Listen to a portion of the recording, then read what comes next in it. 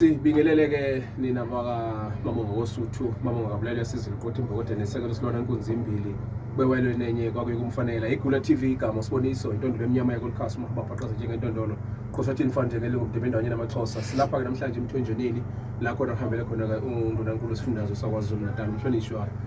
uThami Mfokantuli sinayekela uzoba naye namhlanje ukuthi ke asixoxele noma kasitshele ukuthi ke uze kanjani kodwa ngaphambi kwalokho sinayike insizwe esinayo la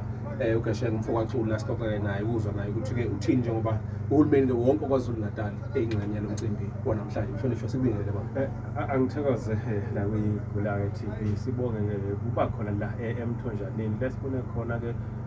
undunankulu ehamba sibona namakhosi ngomningi sibona nongqongqoshe ke bakhona nomphakathi uphumile namakhansela ngokuhlolwa lokho ukutshela khona ukuthi ubumbano selukhona lento bekade ikude siyikwa wepolitiki kuna njengamanje ngoba sokukhona uhulumeni wobumbano siyabona cha kukhona la esiyakhona kukhona esokuzuza mhlawumbe ukuhamba kwesikhathi. Ngibheka kulokho njengoba cishe qala bekade kuphethe iqembu lombutho ka-African National Congress njengamanje uhulumeni ohlanganisa i-DA, ANC kanye ne-IFP ubona ukubumbana lokwakhona kongqongqoshe cishe ngokuveza kamhlonishwa uThami Ntuli uveza ukuthi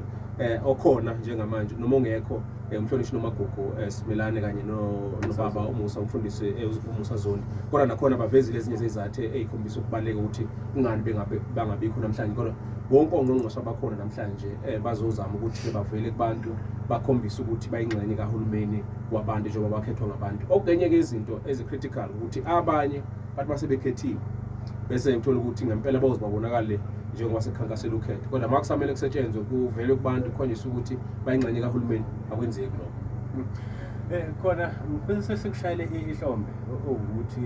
ongqongqoshe behlangene beya emphakathini ngoba lokukhombisa kulula ukuhambisa intuthuko wona into bekuyilimaza intuthuko emphakathini lihayise iqembu elithizeni uma ngabe kulowo ndawo leyo kuyelinye iqembu ayisakwazi ukungena intuthuko kodwa mase nalo hulumeni okwambiswana sengathi wahleze ukhona ngoba uhleze ukhona ikhona ezozuzwa abantu kukhona uzuzwa ngabantu. Ngibheka kakhulukazi ke njengoba khuluma ngendaba yezokuphepha la kwaZulu Natal ukuthi i-corruption umntwana waphi nangena wayijwayele ukuthi inkohlakalo eSouth Africa inukaphuyi inukela ngisho uNkulunkulu okwagcina njengamanje cishe nje lokho kwenziwe umhlonishwa umkhwanazi kuveza lezo zimo zokuthi even ingxenye yabantu abakuhulumeni nabatholakala bevele ukuthi kunezinto ezidoji abazenzayo okufanele ngabe yibo abavikelayo ungathini lokho? Kuyiqiniso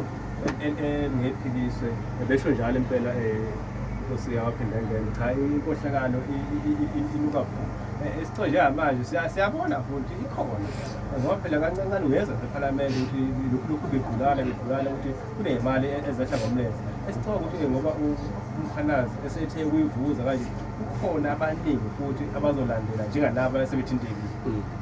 Kulungile iGula TV besila emthonjaneni namhlanje silindele ukuthi ke sizwe umhlonishwa undunankulu umnumzane Thami Ntuli ukuthi ke uzothi umphakathi kodwa akuvezayo njengamanje ukuzovela kubantu okuyinto bingajwayelekile ukuthi sibonakala yenzeka emphakathini njengoba abantu abaningi bebevotelwa bahambe babuye ngoba sekukhankasela ukuthi abavoti kodwa njengamanje siyabona uhulumeni ukuhlangene njengoba cishe ngqongqoshe bonke bakhona bayingxenye yalombuthano khona namhlanje. Ayiqiniso siyakuthokozela kakhulu ngoba ngoba ngisho ukuthi intuthuko sizoyibona manje iya kubantu ukuthi sebebambisene ongqongqoshe akasekho ukuthi ngeke ngilapha ngoba kuphethe liphi iqembu kubalekile abantu iqembu abalizi kodwa into abayifunayo sokuyintuthuko neyidini. Kulungile sisemthonjaneni namhlanje la khona kuzohambele ke uPremier wakwaZulu Natal umhlonishwa uThami Mfokantuli sizoba ke naye ekhambele ke kwesikhathi ukubheka nje ke ukuzwa nokuthi ke iziphi izinto abaphathele abantu basemthonjaneni namaphethelo wena ungakwenza ukuthi usifuna uwishe kwiGula TV ku-TikTok ku-Instagram ku-YouTube kanye ke na ku-Facebook okwamanje siyabonga. Siyathokoza.